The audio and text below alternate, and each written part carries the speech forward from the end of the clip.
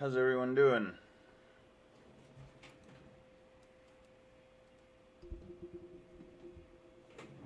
Morning, morning, morning.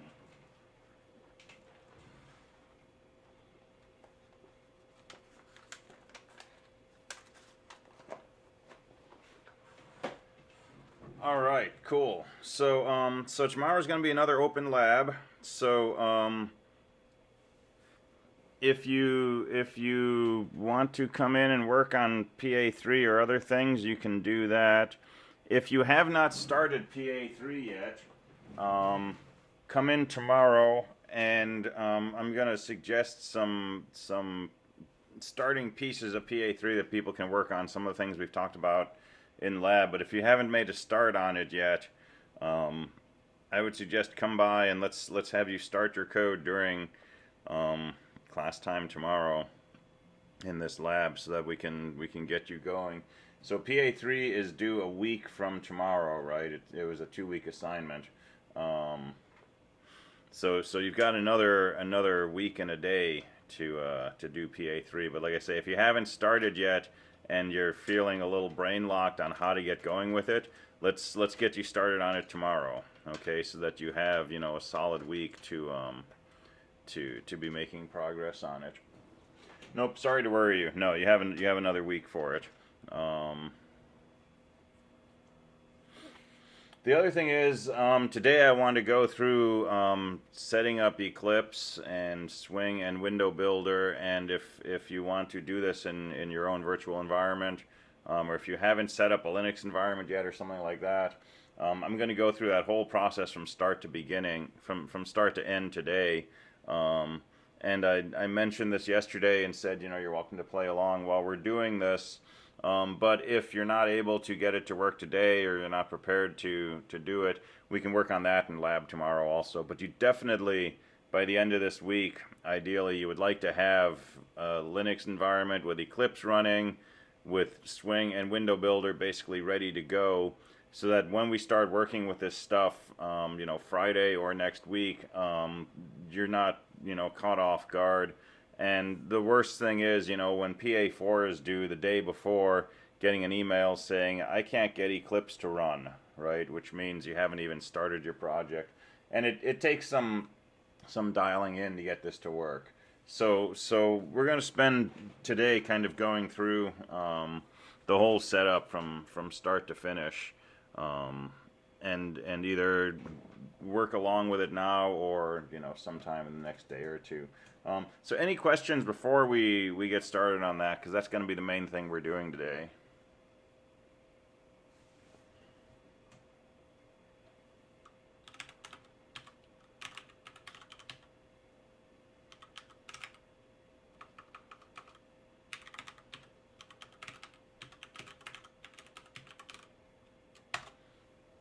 All right, so I'm going to, I've sort of tried some of this, but this is classic playing without a safety net.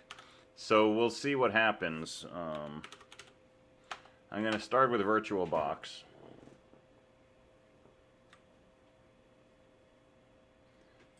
You can get a dark theme for Eclipse. Yes, you can. You can also run VI in Eclipse, which personally makes it better for me.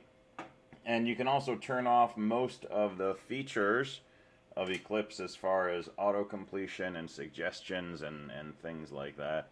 It's still pretty easy to customize. It seems to be getting harder over time. I think they're trying to become more and more like IntelliJ, which seems more popular, but so far Eclipse is still pretty usable.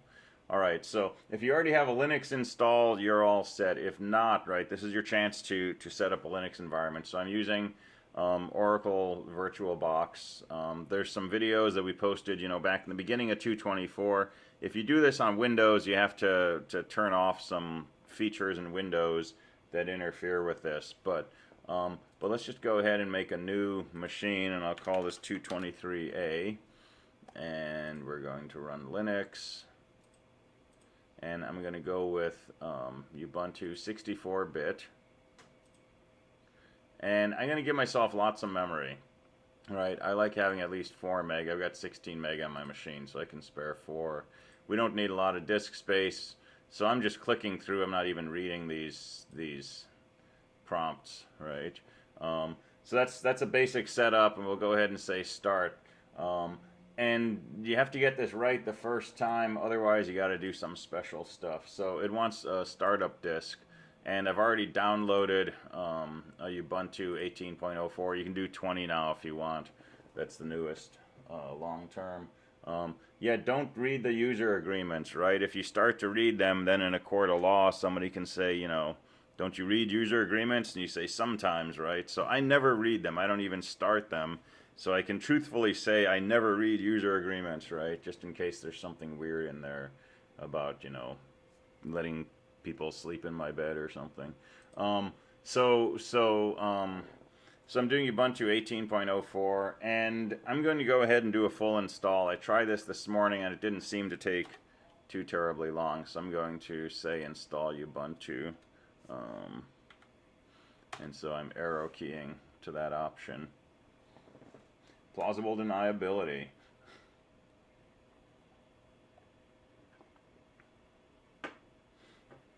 Now you can run this in demo mode, right? If you're setting this up as the Linux environment you're going to use, you can, you know, do the first option which says try installing it and see if it works.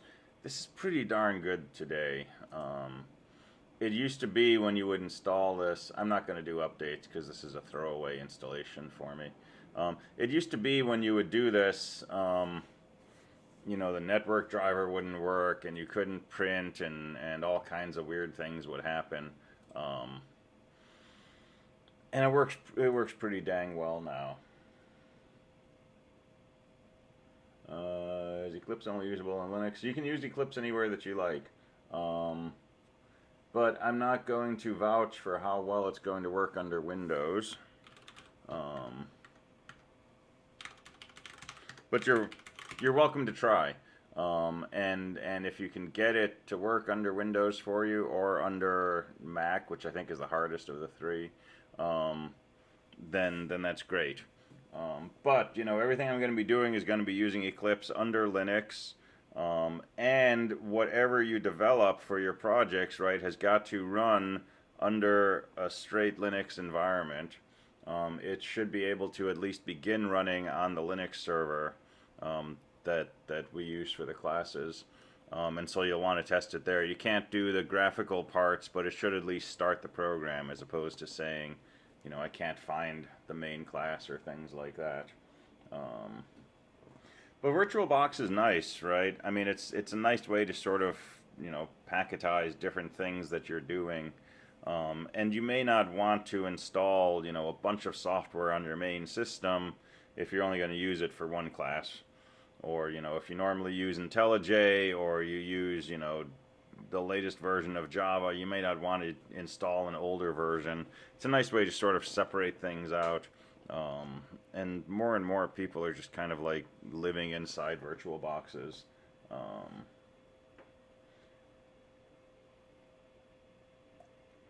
External SSD, cool. It's a good way to go.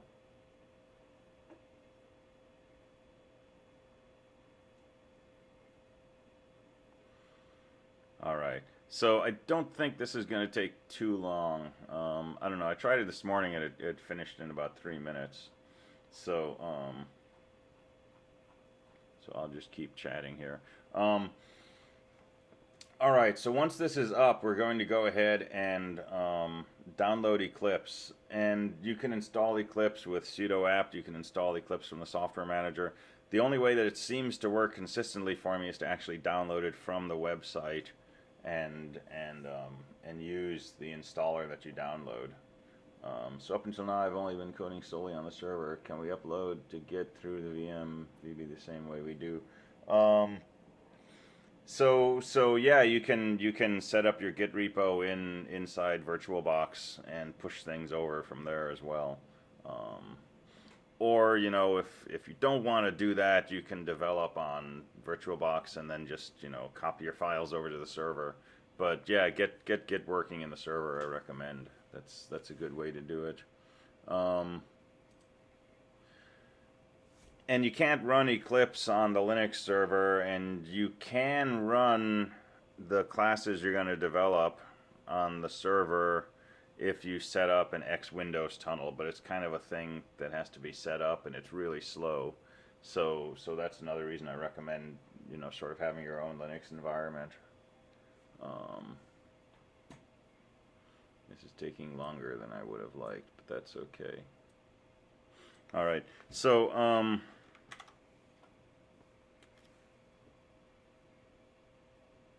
me get out of here. So we're going to do vbox, you know, or other environment.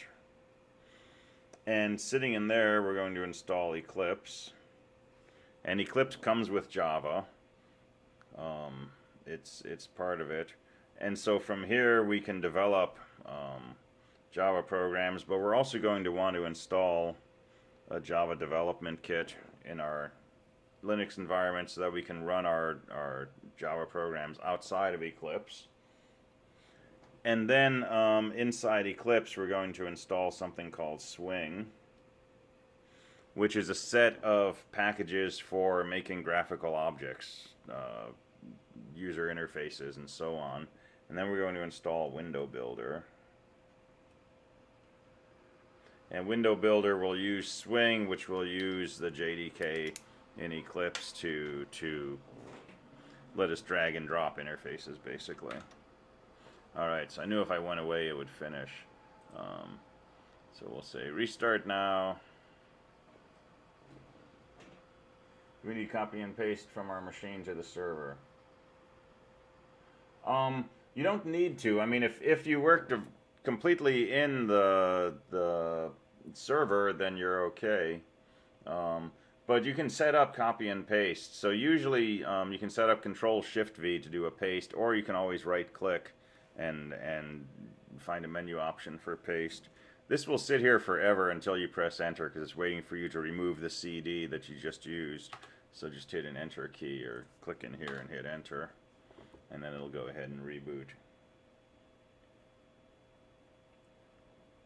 On VirtualBox, you need to do some trickery to set up copy and paste, and there's video from 224 where I talk about how to set up a shared drive and how to set up copy and paste. Alright, so make sure you didn't type in a bogus password, because even though you say log me in automatically, it still wants a password. Alright, I'm inside here. I'm going to Windows key P to change my resolution, because 800 by 600 is kind of annoying. So I'll just go 1280, 1024. And come back in here. And I'm not going to upgrade, and I've declined. This is getting more and more annoying, right? The newer versions of this get really chatty and like want to know, you know, that you're sure that you said you were sure and all this stuff.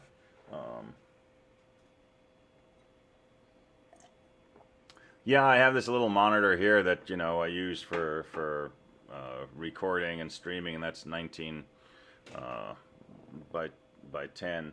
But then I've got, you know, my 55-inch monitor over here on the side that, you know, I can see the chat window and do all my my prep work and so on. So behind the scenes. I'm not going to install new software. Yeah, it's a big monitor. I know I could.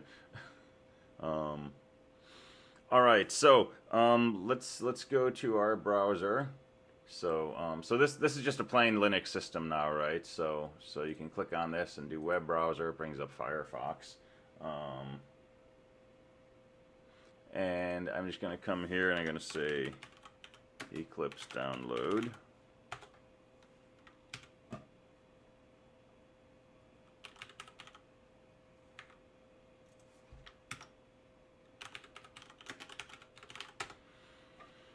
Alright, so bring up the browser, go to Eclipse download, make sure it's eclipse.org, not, you know, spambot.org or something. And this will change from time to time, but this package seems to work fine. So Eclipse IDE 2021-03, go ahead and download x86-64, and then click download again, and then say save file, and we're not going to donate to them.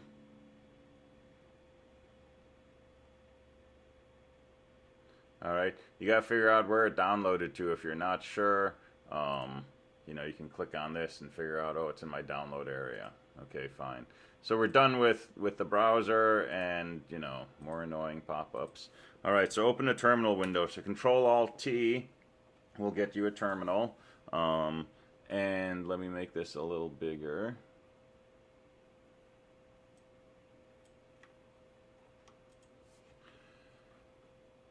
And you can, you know, on your real Linux system, you can set this up however you want. You can make the font bigger. You can. I like using Console, K-O-N-S-O-L-E, and you can change the font size with Control Scroll Wheel, and so on and so forth. I don't need to make the font really big here. We're not going to do that many commands. So I'm going to go into my Downloads directory, and there's a tar file. It's gzipped. So I'm going to do tar xvf and the name of that file. That's going to extract it into my current directory. And then if I do an ls, now I have a directory named Eclipse Installer. So I'm going to go into that directory. And in there I'm going to have an executable program called eclipse-inst. So I'm going to say /eclipse-inst. And that will run the Eclipse installer. And we get to answer more questions now.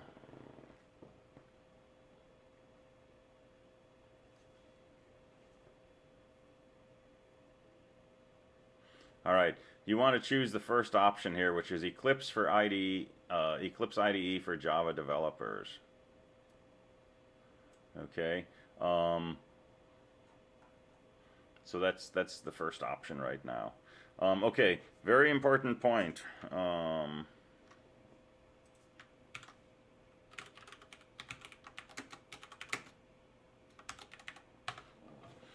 over here to this drop-down box and choose JRE11. Okay, don't use the default, which is 15. 15, when I tried it, it was crashing, or Eclipse was crashing, you know, every other thing that I did. I don't know if it was related to that, but when I went back to version 11, it seemed to work more stably. So come down here, choose JRE11. You can leave all the rest of this exactly the same and say install, accept the license agreement that we read very carefully. And then this will take a minute or two. Let me see what's going on in chat here.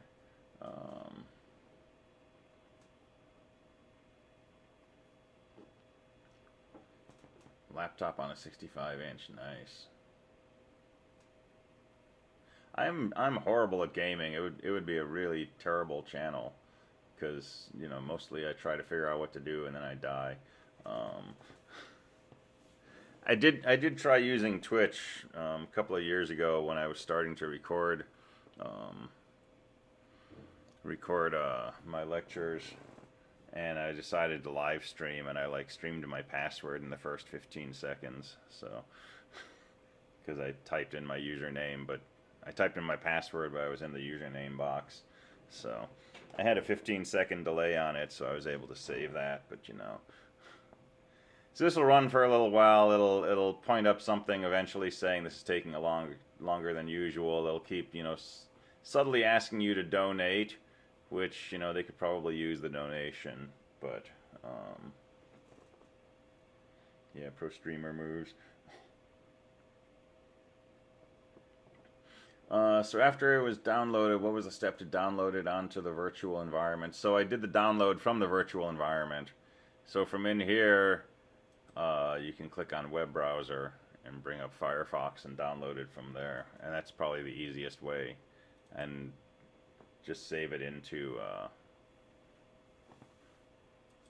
your download directory, and then once you're in your download directory, you'd have this tar file, and then tar xvf, name of the file. Firefox is weird, but it works and it's there by default. Yeah, this is Ubuntu. This is actually Xubuntu, but same thing. It's going to work either way. Xubuntu just gives you a really simplified desktop. All right, so we're going to go ahead and I'm not going to say launch from here. I'm going to launch from the desktop just so we see how to do that. And it'll ask me if I'm sure, and the answer is no, because it's asking us if we want to launch. So let me close that out. Let me close this out. So here's what I've got right now. Basic desktop, but I have Eclipse. So double click that, bring it up, and this should get us a some happiness.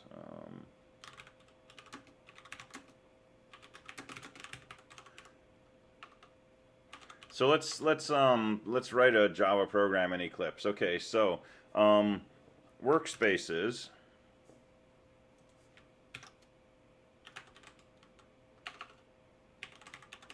My keyboard shortcuts don't work if I'm in here. So workspaces, everything that you do in Eclipse, every project that you work on goes in its own subdirectory, which is inside another set of subdirectories called a workspace, right?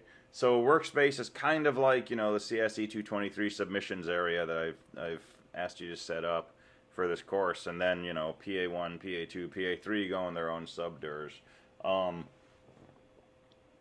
And it's more complicated than that, but you can basically think of it like that.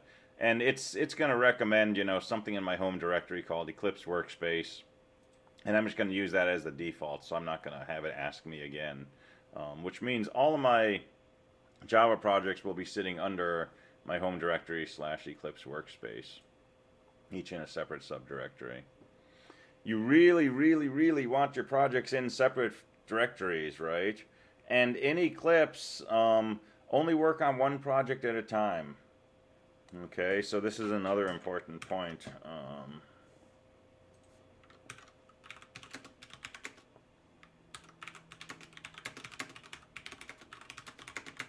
Only have one project open at a time. At a timer. You can have multiple projects. You're going to get confused if you have more than one open, because you'll have files from one project, files from another project. You'll be editing a file that you think is from the project you're working on, but it's really from a different file, and you'll make 50 changes and none of them seem to fix the problem, and it's because you're not editing the file that you think you're editing. All right, so we're going to work with that. Okay, so there's lots of windows that pop up by default. I'm going to close the welcome window. I'm going to close the donate window. I'm going to close the outline window. All right, and this is kind of the sort of standard view that I'm used to when I'm doing Java development in Eclipse. Basically, over here we're going to see our different projects. Here's where we're going to do things like type our code, and here's where we're going to see errors. We're going to see output from our program, and so on and so forth. All right, so let's make. I can't get out of here. Let's make a hello world.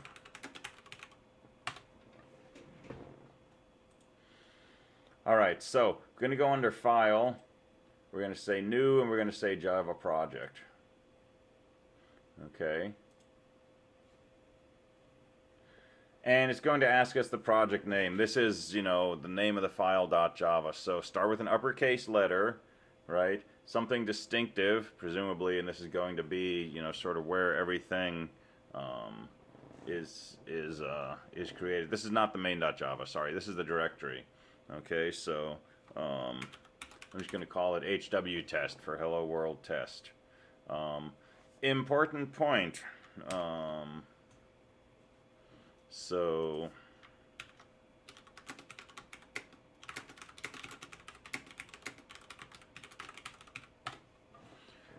it used to be you could just say finish and you'd be good to go. If you do that now, things break. So let's say next.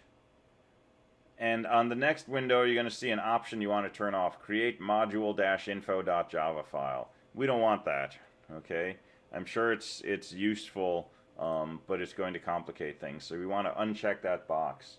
If you don't do this, and you just say finish and it creates this module-info.java file, your program won't compile until you do some other things. Internal errors, don't worry about them. All right, so we're going to uncheck that. Now we can say finish. Yes, Xubuntu uses XFCE instead of GNOME.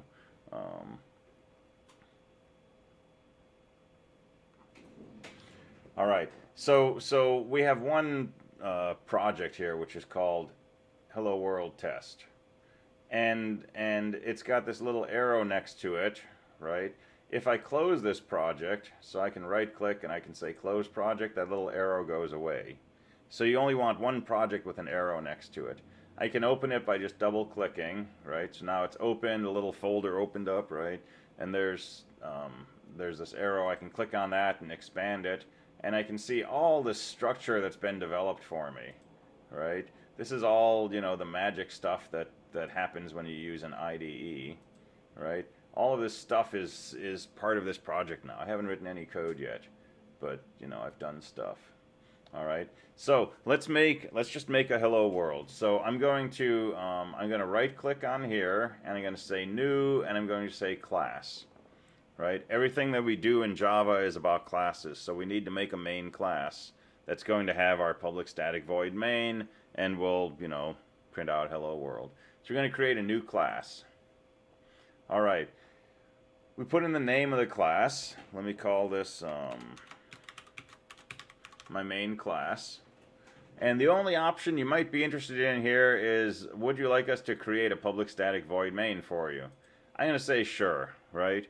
Type it in enough times that you know how to do this on a test and stuff, but now, you know, if you want it created for you, you can just click that. I would leave everything else the same, okay?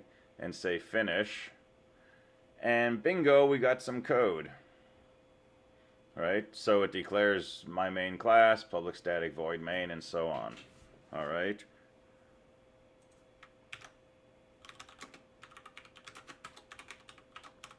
I recommend saving often, and you can save by just hitting a ctrl-S. Particularly when you're first doing this, Eclipse seems to crash a lot, and then it seems to stabilize over time. I don't know why. It's kind of weird. But save your work often. Just hit a ctrl-S, right? It's a good habit. All right. So I'm just going to put in a print statement here, which says, you know, system.out.println hello. All right. And there's this little asterisk up here on the tab, which tells me that I have changes that haven't been saved. Control-S, right? I'll save it. And if you didn't notice, right, when I was typing this, you know, I typed SYS, and it underlined it in red, and it threw a red X on the side, and it's saying, syntax error, you've done something wrong, right? So it will do this as you're typing. Your best bet is just to ignore it, right? You can turn this off if you want, but for now we can just ignore it. So I'm going to continue typing system.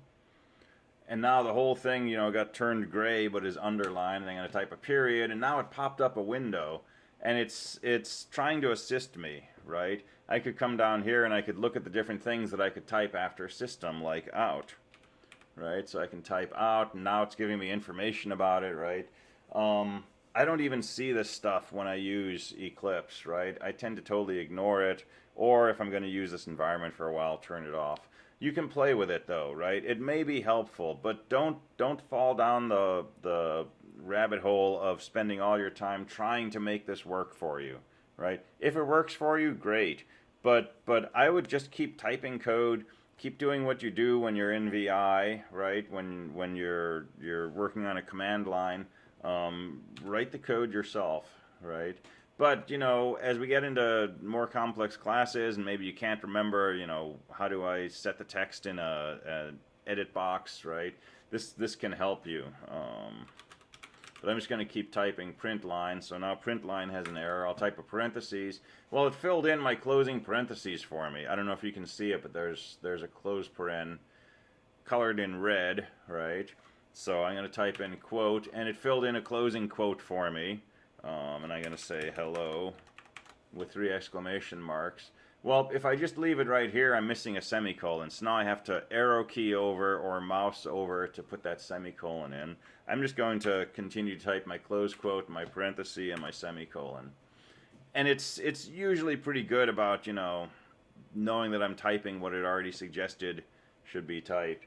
But it gets weird, right? So yeah, we'll talk about how to get VI going in Eclipse also, because that, if you like VI, that can make your life a little easier. All right, so type in your code. I'm going to do ctrl-S to save it. Let's go ahead and run this. So I can either hit the run button or I can use the run option. So I'm just going to hit the run button. And there's the output of my program. Hello. And it says terminated, so I know my program finished, right? And I'm in the console window, so this is all tab. There's problems, documentation. Here's my console output.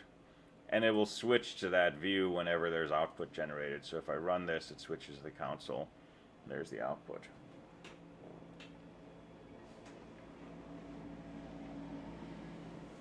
All right, so if we skip over all the explanation and so on and so forth, this is pretty quick. It's a few clicks, a bit of typing, and you've got a program going.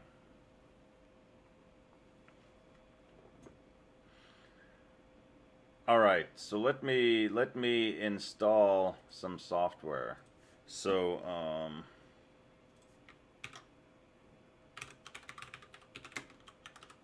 let's install Swing.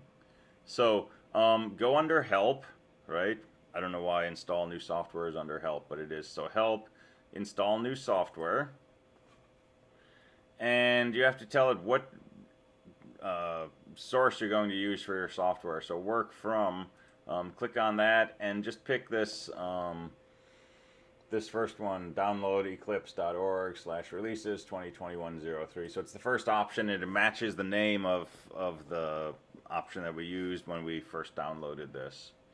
And now under type filter text, I'm going to type Swing, S-W-I-N-G, and it should bring up this Swing Designer documentation, general purpose tools. I'm just going to check that box to check all three, and I'm going to say next. And so Swing is this set of packages we can use to draw graphical interfaces. So I'm going to say next again. I'm going to accept the agreement and say finish. And you'll get a progress bar down here. If you don't look down here, it looks like nothing's happening or it's done. So this will move sometimes and this will work its way up to 100%. And then it says you need to restart to apply the update. So yeah, go ahead and restart now.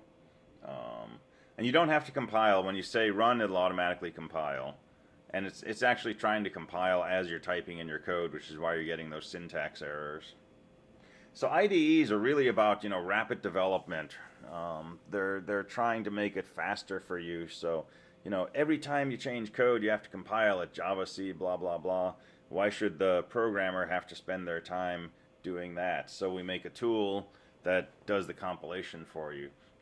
This does syntax checking. It does syntax highlighting. It will fill in imports for us and so on and so forth. All right, so that's Swing.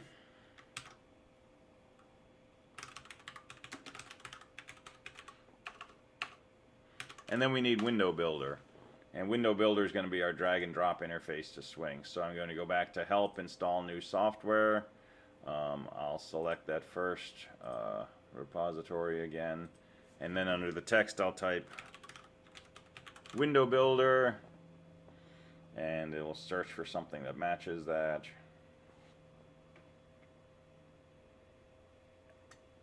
So windowbuilder core, I'll just check this box to check them both. I'll say next. I'll say next again. I'll say next again. I'll accept the agreement. I'll say finish.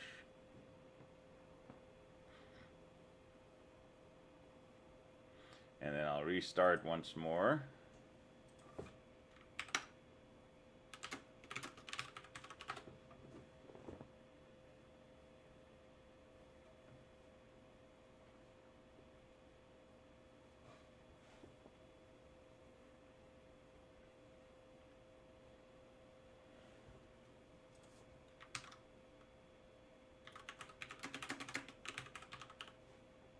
All right, so let's add VI while we're here. So I'm going to go back to help. I'm going to say install new software.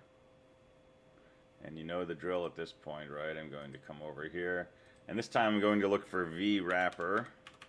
without a W, so it's R-A-P-P-E-R. Oh, we're going to have to put in a different area, though. So I'm getting this from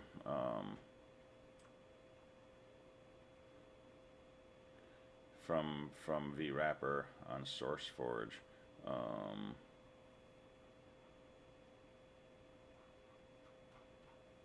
All right, let me do this tomorrow because I'm gonna have to copy and paste, and I don't have that set up. But we'll put a different source in here, and then we'll be able to download VWrapper, and that'll give us VI-like functionality. All right, so we'll come to that later. Let's play with these windows. So we're gonna spend a lot of time going through this in detail, but let me just give you an idea of what we can do now that we've got this basic setup. So let me close this project. So I'll close that, and let's make a new project, and let me call this GUI test 1.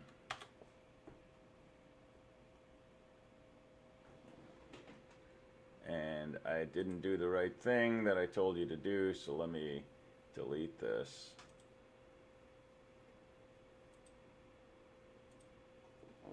Alright, so let me try this again. Let's make a new Java project. I'll call it GUI test 2, but don't just hit enter. Do next and uncheck this box. This is new with this version of Eclipse. The previous version that we used didn't have this, so I'll probably make this mistake a few times, but you get to see it. So uncheck that box and then say finish. Alright, so now we've got our GUI test 2. Okay, with Swing installed, what we're going to do is, instead of just creating a main class, I'm going to right click, I'm going to say new, I'm going to come down here to other. And then under other, I'm going to click on Window Builder to expand that. And then I'm going to click on Swing Designer, and then I'm going to click on JFrame. Okay, so I'm going to say File, right click, New, Other, come down here to Window Builder, come down to Swing Designer, going to click JFrame. And I can just double click that, and it'll take me all the way through. Okay, so now I'm going to make something like a main class. I can call it whatever I want. I'm just going to call it my GUI mainframe. And I'm just going to hit enter. I'm going to take all these defaults. And just like magic, I've got a bunch of Java code now. Right? All this stuff has been written for me. And we don't necessarily know what this does, but let's go ahead and run it anyway. So I'll hit the run button, and guess what? There's a window that's popped up, and I can, move it around like that. I can change its size, and so on. I can, maximize it and demaximize it, and I can close it out with an X button. Now Eclipse is showing me this little, play button down here is red when my program is running. My program is running right now, which is why I have this window up here. If I close this by Xing it, right, my play button goes away and it tells me my program is terminated. All right, so pretty quick to get to the point of displaying a graphical object.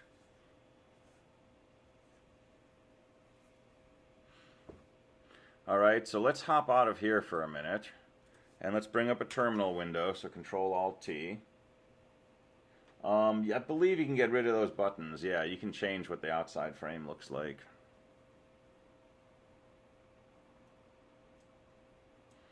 All right, so over here, if I say Java, it tells me it doesn't know how to do Java. If I say Java C, it doesn't know how to do Java C, but it gives me some suggestions, right? So, so I'm going to go ahead and install Java from the command line here. I can compile and run Java from Eclipse, but not from my command line. So I'm going to go ahead and install OpenJDK 11. And so I'm going to right click and copy. Well, maybe.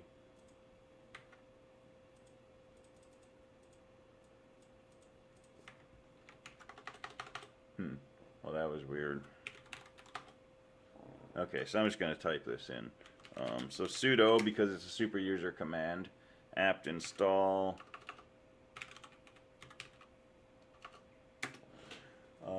OpenJDK -11 -JDK -headless.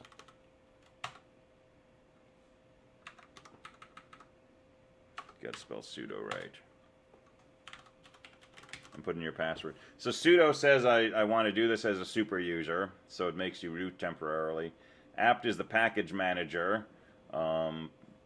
Like git, you can put a command after, you know, the name of the program apt. So I'm saying let's install something. What I'm asking it to install is this package here, which is the development kit for Java 11.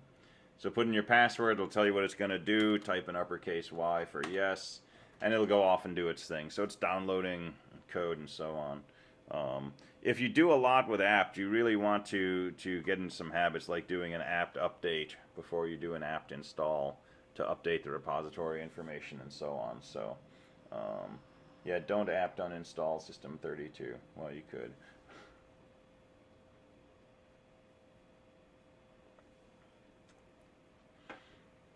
All right, and this is pretty fast. And it's downloading, you know, all the files, it's putting them in the right place, it's setting the manual pages, and so on and so forth. So what we're going to try to do is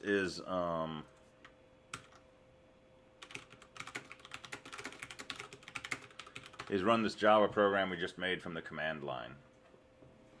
All right. So let me go into my home directory and see what I've got. Well, I have a directory called Eclipse. It's a little hard to see. Eclipse workspace. So I'm going to go into Eclipse. You know what? I'm going to make my font bigger because I am doing a few things now from the terminal window.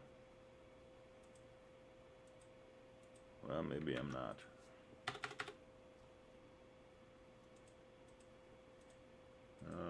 That's weird. All right, I don't know what terminal package this is. So I'm going to go into Eclipse workspace. And in there, I've got, you can see my GUI test 2. And so under there, I have two directories, binary and source. If I look in the source directory, that's got my code that was written for me by Eclipse. Right. If I go into the bin directory, that's the compiled version. So I have my myGUIFrame.class, then I have some other myGUIFrame $1.class. So if I say Java myGUIFrame, oh, I don't have the JDK. Oh, well, that's unfortunate.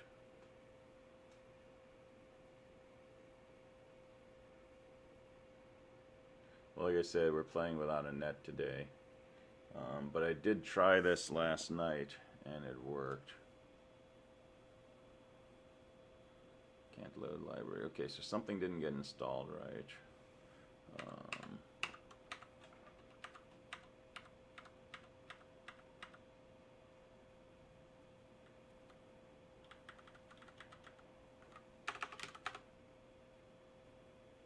Nope, that's fine. Alright, I will figure out what that is, but if you get Java installed, then you can basically run you know, Java, the name of your class file, and it should run the same class and, you know, bring up the GUI and so on and so forth. So we'll get to a point where we can run our code outside of Eclipse, right, and really just use Eclipse for development.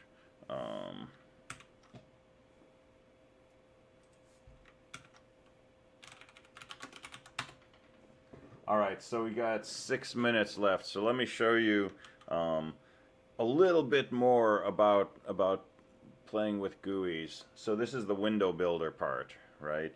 So we can write code. Find an ISO that works. Yeah, I don't want to post one of those, and it's a couple of gigabytes. But just find one that works. So I've been using 18.04, but I think 20 works fine also. And Xubuntu is pretty low footprint. Regular Ubuntu may be larger, but should work fine also. So what's going on in here?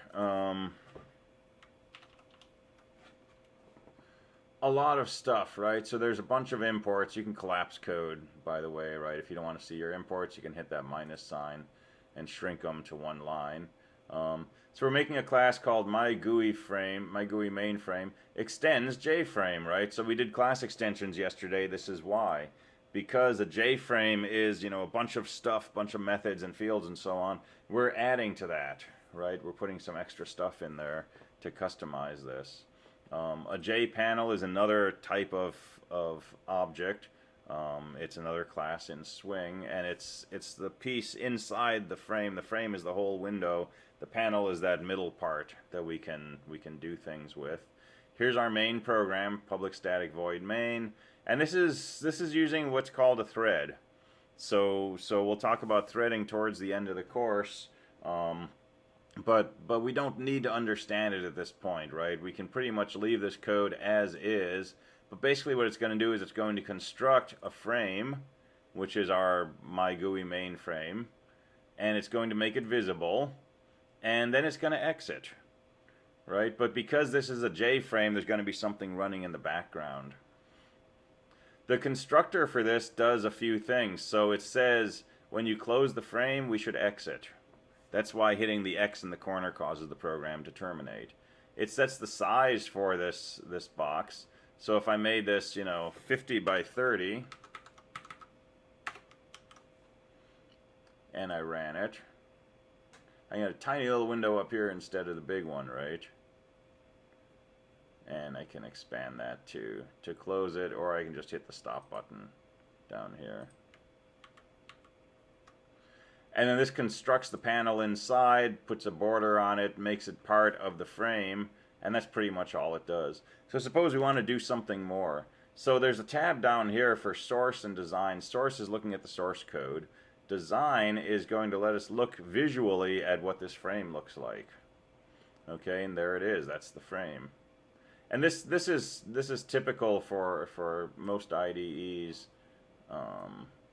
NetBeans and IntelliJ and so on. You can switch between the code and some kind of visual view. So I'm gonna put a layout manager to help me control how things appear in here, and I'm just gonna select a layout manager, come in here and left click, and then I'm going to take a button and click that, come in here and click on that, and I'm gonna type, you know, a label for the button like hello. And now if I run this, I've got a window with a button in the middle, and I can click it. And it doesn't do anything, but, you know, it's a button. And if I wanted it to do something, it's pretty simple. If I double click on that button, it will take me to a new set of code that's been created, and it drops me right here. And down here I can put in a statement like system.out.println, you know, hello. Right? One line of code. That's all I've written. Everything else has just been point and click. But that one line of code, now I have a window with a button, and if I click on this button, it's going to say hello. Right? This is, you know, the hello world for GUIs. Yeah, you can make a button that opens a new button. Totally. Or that moves the button around or things like that. Right? So using this design window, we can take different kinds of things. We can say, oh, let's put a text field over here, and let's, you know, put a radio button down here, and, you know, maybe a toggle box over here, toggle button, and so on. And you know, we run this, and, you know, there's a toggle button, and here's a text field that we can type in, and a radio button we can select, and so on and so forth. And what's happening is that as we drag and drop these things, we're getting a ton of code. Right? So it's written all this code for us now. And we can do this, you know, in VI from a command line if we know you know, all the methods and fields of a J toggle button, a J radio button, and so on and so forth. But this is a lot easier, right? Now this will crash sometimes. It hasn't crashed today, which is impressive to me. But it'll crash sometimes. So save your work often, and you'll get really good at restarting and figuring out where you were. But like I say, somehow, even if it crashes a lot, it seems like over the next day or two it gets better. I don't know what that's about. All right, so that's a quick 101 on Eclipse, and we'll be going into this in a lot more detail in coming classes. I will figure out how to do VI, and I'll probably get to that in the afternoon class, but I can do that later in this class, and I'll figure out why running Java from the command line didn't work, because that's a new one. A button is like a box of chocolates, definitely. All right, cool. We're out of time. Have a good one. I will see you tomorrow if you come to lab. Otherwise, I'll see you on Friday.